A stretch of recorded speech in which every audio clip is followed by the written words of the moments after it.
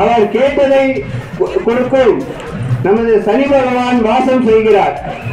14ஆம் படியில் நம்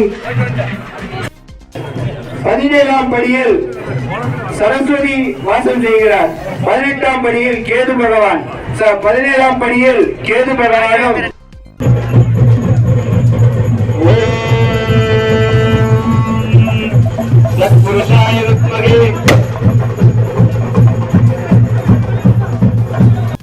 உதகையை அடுத்த எல்லநல்லி பகுதியில் உள்ள ஐயப்பன் கோவிலில் நடப்பாண்டின் 31ஆம் ஆண்டு மண்டல மகா உற்சவம் தேர் திருவிழா கடந்த 29ஆம் தேதி கொடியேற்றத்துடன் தொடங்கியது.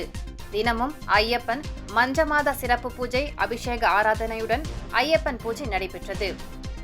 இதன் தேரோட்ட நிகழ்ச்சி இன்று வெகு விமர்சையாக நடைபெற்றது.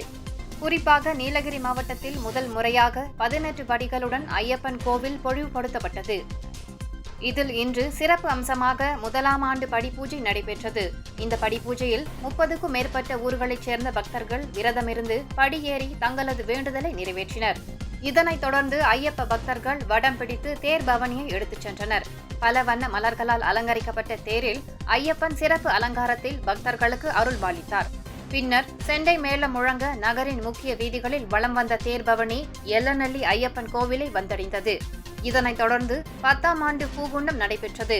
இதில் ஐயப்ப பக்தர்கள் சிறியவர்கள் முதல் பெரியவர்கள் வரை பூகுண்டம் இறங்கினர். இந்த நிகழ்ச்சியை ஐயப்ப சேவா சங்கம் செயலாளர் TKT தினேஷ், தலைவர் சந்திரசேகரன், பொருளாளர் மோகன்ராஜ் உள்ளிட்ட சங்க உறுப்பினர்கள் ஏற்பாடு செய்திருந்தனர்.